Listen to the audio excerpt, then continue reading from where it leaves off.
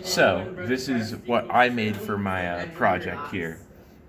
Um, so we have this simple drop game that I made earlier, or at least I finished earlier, considering the original drop game was boring. Um, and I just set it up so that you can easily use the keypad for it.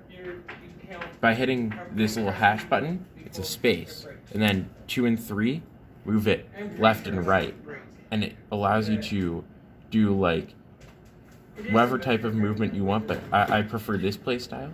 I don't know, Sam was doing something different, weird, but the thing is that you can cause a game over if you need to restart your game just by hitting this button right here.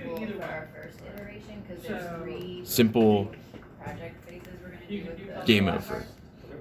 Sometimes it does show the score as -1 when you do that. That's just a bug that I can't fix because of how the game does its scoring, but it's meant to be more of an emergency game over than anything.